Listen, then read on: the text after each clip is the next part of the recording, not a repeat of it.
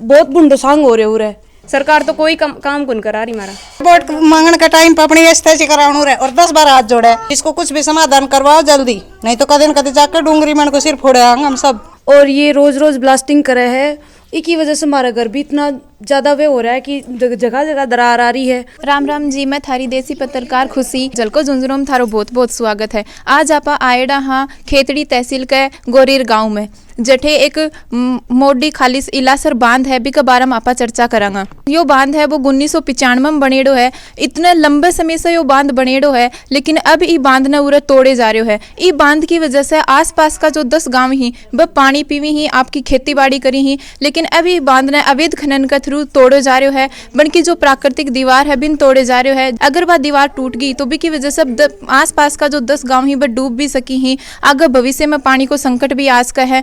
थे देख को उरे कितनी ज्यादा उरे तरेड़ आ रही है, सारा मकान कहीं टूट रहा फूट रहा ही।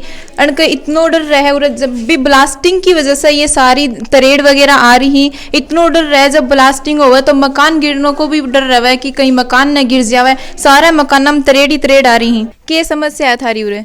हमारी यही समस्या है, हम बहुत साल से तो उरे बस रहे हैं और ये रोज रोज ब्लास्टिंग करे है, इसी वजह से हमारा घर भी इतना ज़्यादा वे हो रहा है कि जगह जगह दरार आ रही है।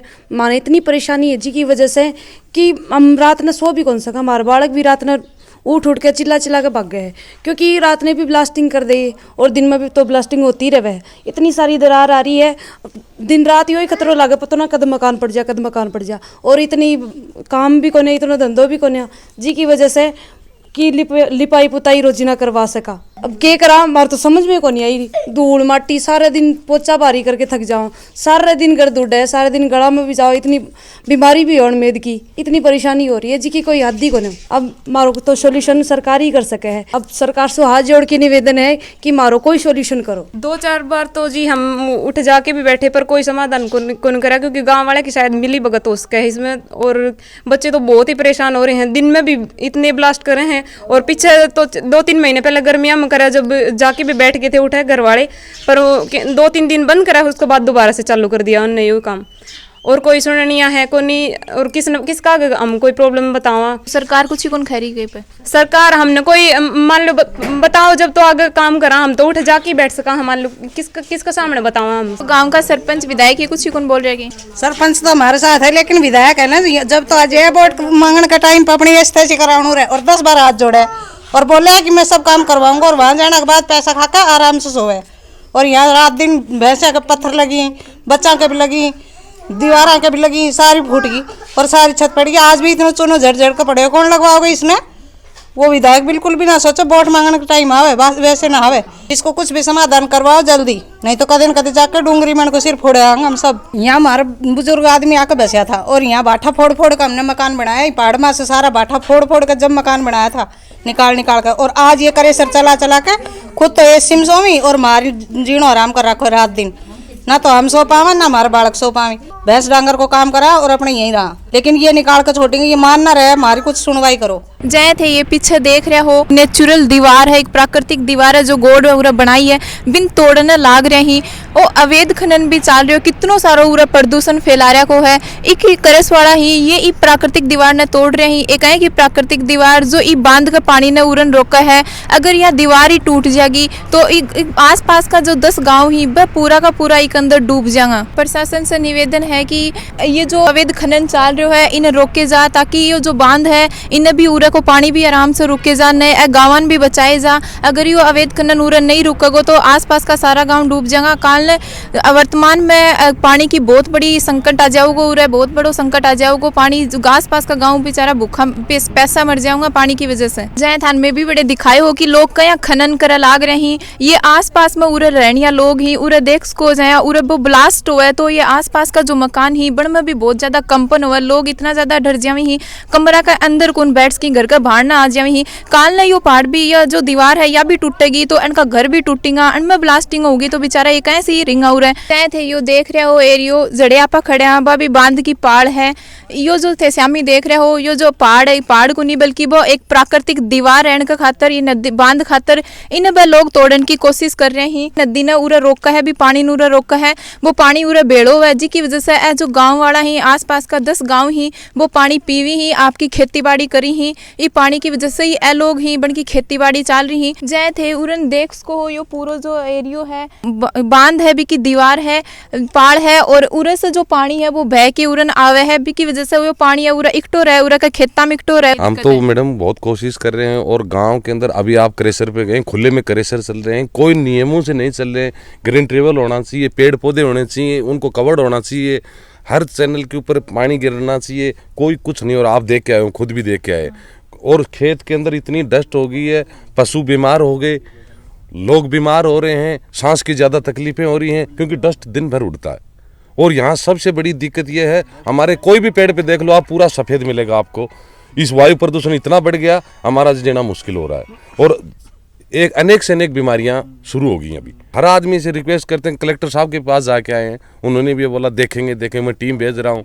अभी तक कोई टीम हमारे पास आई नहीं, और आती है तो सीधा चाय पानी पी के वहाँ क्रेशर पे वहीं से वापस चली जाती है, जो वो बोलते हैं वही लिख के ले जाते हैं, हमारी कोई नहीं सुनवाई होती। क्यों? ये सरपंच जी बता रहे हैं कि उधर डस्ट भी बहुत ज्यादा हुआ है, वायु प्रदूषण के कारण ही तो ये सभी बीमारियां अभी एक से एक हो गई। यहाँ मकान है, बसासत है, ये ब्लास्टिंग करते हैं, 30-30 फुट के वो लगाते हैं, होल छोड़ते हैं, तो मकानों में दरार आ गई।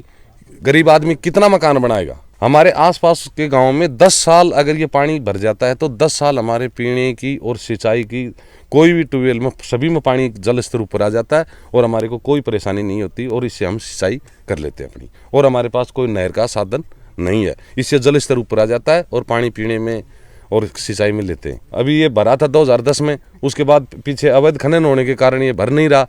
क्यों? पानी आता है, इतनी बरसात होती है वो पीछे रुक जाता है, वहाँ भी परेशानी, वो भी अवैध खनन की वजह से ही है, और ये भी अवैध खनन की वजह से ही हो रहा है। क्रेशर जो चलाते हैं खनन माफिया, वही गोरीर स्कूल के अंदर स्कूल पे भी अतिक्रमण कर रखा है। खेतड़ी प्रशासन ना ही तो गोरीर गांव की बांध पे सुनता है और ना ही स्कूल पे। ये प्रशासन के लिए बहुत ही शर्मनाक और निंदनीय बात है। इलाखर मोड़ी बांध के नाम से जाना जाता है, और राजस्थान सरकार ने 1992 में ये निर्णय लिया कि यहाँ की लोकल गाँव के लिए पानी की व्यवस्था हो, उनके पीने के पानी की व्यवस्था के लिए 1992 में निर्णय लिया गया, और 5-7 करोड़ रुपए लगाकर 1995 में ये बांध बन के तैयार हुआ। उसके बाद में ये 95-96 में भरा, और 2010 में इसका पूरा पानी का भराव क्षेत्र 14 वर्ग किलोमीटर के आसपास है। और ये जो नदी आती है यहाँ बांध का ये मुख्य क्षेत्र है। ये जो नदी इधर बसी साइड से आती है, ये जो पहाड़ी है प्राकृतिक दीवार, इससे टकरा कर पानी सारे क्षेत्र में फैलता है।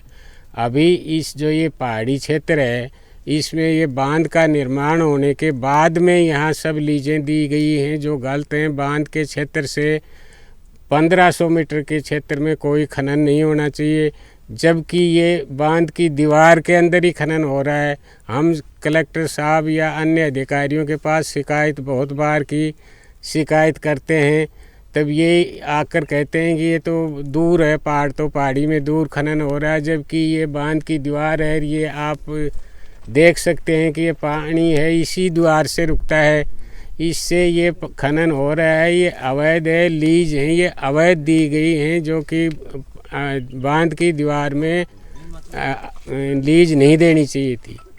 इससे दूसरी बात, ये जो पहाड़ी क्षेत्र है ये चारागाह का क्षेत्र है। चारागाह भूमि में कोई भी किसी तरह का अलॉटमेंट, खान कुछ भी नहीं दिया जा सकता, और ये गलत दिया जा रहा है। अब जब भी बांध के लिए शिकायत की है, अभी ग्रीन ट्रिब्यूनल में हमने शिकायत की, उसकी एक कमेटी आई यहाँ से अतिरिक्त जिलाध्यक्ष महोदय की अध्यक्षता में। उस कमेटी को हमने सब ये क्षेत्र दिखाया, तो उन्होंने जाके ये दी रिपोर्ट कि बांध को कोई अभी तक कोई नुकसान नहीं हुआ है, अभी तक कोई नुकसान नहीं हुआ है। ये नहीं बताया कि ये चरागाह भूमि में है, यहाँ खनन नहीं होना चाहिए। 2010 के बाद में बांध भरा नहीं है। अगर ये बांध भरा होता तो जो खनन हो रहा है उसमें यहाँ कोई सीमेंटेड चीज़ तो लगा नहीं रखी कि भाई वो पानी नहीं जाएगा। पानी तो यहाँ से चला जा सकता है। 25-30 ग्रामों को इसके भरने से फ़ायदा होता है। भूमिगत जल है वो ठीक होता है, सिंचाई के लिए व्यवस्था होती है, पीने के पानी की व्यवस्था होती है। तो अभी सभी 30-40 गाँवों से ग्रामीण ये कर रहे हैं कि इस बांध को बचाया जाए। पानी आवे बरसात हो जाए बांध पूरा भर जाएगी। पानी तो हमेशा ही इसमें नहीं आता है, ये भरा है सिर्फ 1995, 96 और 2010 में। जैसे बता रहे हो कि कलेक्टर साहब तो बोला कोई नुकसान को नहीं, तो थे बना घर कौन दिखाया गया थारा कि कहीं पूरे दीवार में तरेड़ चाल रही है और कहीं सारा अगर यो जो थारी दीवार है अगर यह भी ढवेगी तो घर जरूर ढवेगा। घर भी ढहेंगे, दीवार ढहेगी तब तो यहाँ पानी इसमें रहे ही नहीं गा। जैसे इस दीवार को हटा दो फिर देखो पानी इससे दीवार से हटते ही आगे तो बहाव क्षेत्र कहीं और ही जाएगा। बांध में तो 1 इंच भी पानी नहीं रहेगा, इसी दीवार से ही तो बचा है, दीवार से पानी बच रहा है। कौन बोला कि मैंने बताई कौन के किया चारागाह भूमि है, काल न उरा पानी नहीं बचेगो, यो दीवार तोड़ देगा तो तुम्हारा जानवर कड़े खावेगा के घास फूस खावेगा।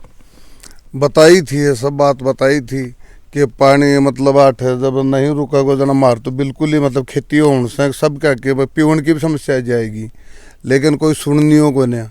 क्योंकि जब तक यह प्राकृतिक पाड़ नहीं रहेगी ना तो फिर मतलब मार तो कोई मतलब बचाव भी कोई ना किसी प्रकार को भी। चारों तरफ ही का मतलब बसासत भी है, नुगने की बसासत को नहीं के। पिछली तरफ भी गांव है, उरली तरफ भी घर हैं, 8 न चारों तरफ या भूमि है या चारागाह की भूमि है, पशुओं के लिए भी दिक्कत है। और ये ज़बरदस्ती मतलब कहने का मतलब ये है, ये हमारे भी समझ में नहीं आ रही है कैसे करवा रहे हैं, क्यों करवा रहे हैं, हमारे समझ में नहीं आ रहा। चारागाह में कैसे होता है पता नहीं। खेती बाड़ी नुकसान हो रहा है, यह बात कौन बताई गई थी? खेती बाड़ी को नुकसान बताए तो बोले तो खेती बाड़ी तो बहुत पर बोले हो रही, कोई ना बोले 8 बारिश ही को नहीं बोले। सारे ये कितने पेड़ पौधे हैं सारे में देखो कितनी कितनी धूल चढ़ रही है। बांध ने तोड़ रहे ही बिका बाद में थे पानी कड़ू तो के लिया होगा या अभी की सुविधा कौन करेगी कुछ भी नहीं। अभी गवर्नमेंट ना है कि कोई सुविधा भी फिलहाल कौन कर रखी। तो थे बने खयोकुन के बाद में हमारी पानी की कोई सुविधा करो, मैं कड़ी हूँ तो पानी पीवांगा कैसी खेती बाड़ी करांगा। नहीं तो अकेला पानी से तो मतलब पीने वाला की सुविधा कर देंगे तो भी क्या हो जाएगा, खेती बाड़ी यहाँ से करांगे। सबसे मोटी समस्या तुम्हारी यह आ रही है। तो सरकार से लास्ट में यही निवेदन है कि जल्दी से जल्दी खनन न रोकी ताकि उरा का जो लोग हैं ये पानी की वजह से आपको जो खुद को जो जीवन है बिन चला सकें। वीडियो देख के कमेंट बॉक्स में कमेंट करके जरूर बताइयो कि किसों को लाग्यो, और चैनल ने सब्सक्राइब नहीं करियो तो जल्दी से सब्सक्राइब कर लियो, करना एक बेल आइकन बिन जरूर दबाइयो ताकि हमारा आने वाला वीडियो का सारा नोटिफिकेशन थारकन आ सके। वीडियो ने ज़्यादा से ज़्यादा शेयर करियो, लाइक करियो। जय झुंझुनू, जय राजस्थानी।